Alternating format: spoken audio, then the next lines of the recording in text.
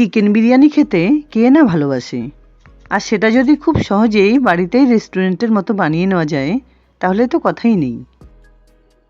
এভাবে রান্না করলে চিকেনটাও যেমন হবে সফট, আর আলুটাও একদম মাখনের মতো গলে যাবে। তাহলে চলো দেরি না করে দেখে নেওয়া যাক পুরো রেসিপিটি। চিকেন বিরিয়ানি বানানোর জন্য সবার প্রথমে লাগছে চিকেন। তাই এখানে আমি 4টে চিকেন লেগ পিস সঙ্গে একটা থাই পিস নিয়েছি।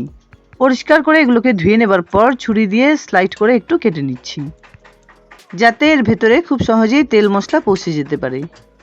ইচ্ছে হলে এভাবেও কিন্তু দোকান থেকে কাটিয়ে আনা যায়। এবার এর মধ্যে মিশিয়ে দিচ্ছি হাফ কাপ পরিমাণ আদা রসুন বাটা, সঙ্গে দিচ্ছি 1 চামচ পরিমাণ চিকেন মশলা গুঁড়ো। এটা অবশ্যই অপশনাল, না দিলেও চলবে।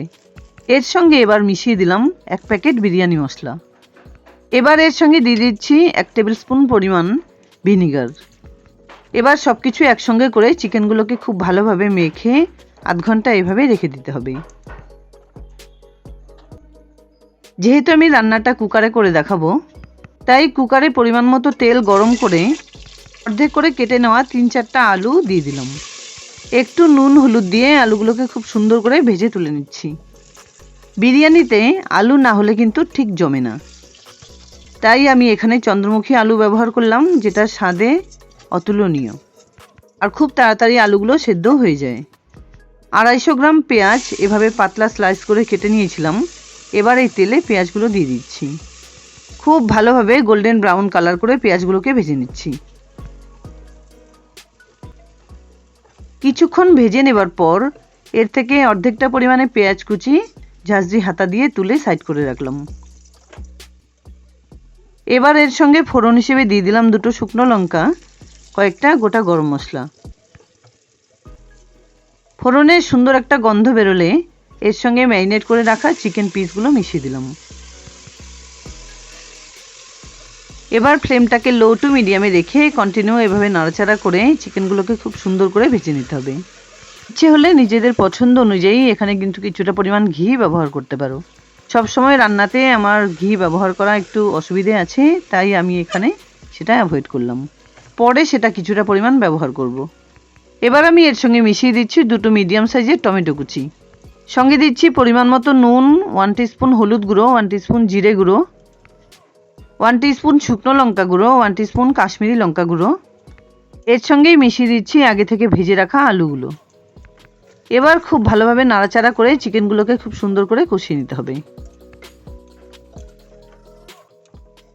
কিছুক্ষণ নাড়াচাড়া করে ঢেকে 2-3 মিনিট এভাবে রান্না করে নিতে হবে। 2-3 মিনিট পর একবার চেক করে নিচ্ছি। বয়েল হয়ে চিকেনটা কিন্তু অনেকটাই নরম হয়ে গেছে। এবার খুব সুন্দর গোল্ডেন কালার করে এগুলোকে একটু নাড়াচাড়া করে ভেজে নিতে হবে। 700 গ্রাম পরিমাণ বাসমতি চাল আগে থেকে ধুয়ে 1 ঘন্টা ভিজিয়ে রেখেছিলাম।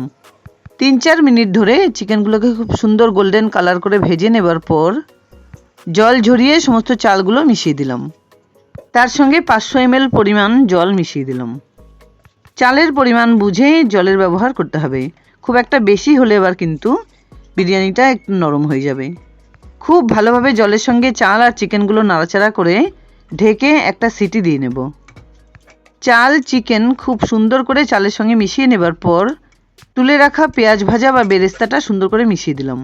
এর সঙ্গে দিয়ে দিলাম 1 টেবিল স্পুন ঘি, সঙ্গে কিছুটা পরিমাণ গরম মশলা গুঁড়ো।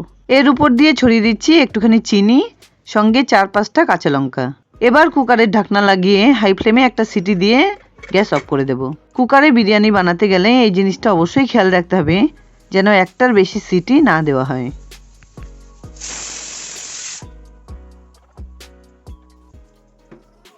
কুকার পুরোপুরি নর্মাল হয়ে এলে ঢাকনা খুলে একবার তোমাদের সামনে দেখিয়ে দিচ্ছি। দেখো বিরিয়ানিটা কিন্তু আমার এখানে একদম পারফেক্ট হয়ে গেছে। তবে জলের পরিমাণটা আরেকটু কম হলে আরও বেশি ভালো হতো। যারা একদম ঝরঝরে বিরিয়ানি পছন্দ করো তারা কিন্তু জলের পরিমাণটা আরেকটু কম দেবে। এবার কিছু স্যালাড সহযোগে এটাকে আমি সার্ভ করে দিলাম। যাই হোক, দুর্দান্ত স্বাদের ইনস্ট্যান্ট চিকেন বিরিয়ানি রেসিপি আমার রেডি অ্যান্ড সার্ভড। আশা করছি বন্ধুরা আমার এই রেসিপিটি তোমাদের খুব পছন্দ হয়েছে। যদি এতটুকুও ভালো লেগে থাকে তাহলে প্লিজ ভিডিওটাকে একটা লাইক করো, শেয়ার করো ফ্যামিলি ফ্রেন্ডসদের সঙ্গে। আর আমার চ্যানেলে নতুন বন্ধু হয়ে থাকলে প্লিজ চ্যানেলটাকে সাবস্ক্রাইব করে পাশে থাকা বেল আইকনটা অলে করে দিও, যাতে আমার আপলোড করা সমস্ত ভিডিও নোটিফিকেশন সবার আগে তোমাদের কাছে পৌঁছে যায়। দেখা হচ্ছে নতুন কোনো রেসিপি নিয়ে। ভালো থেকো। ধন্যবাদ।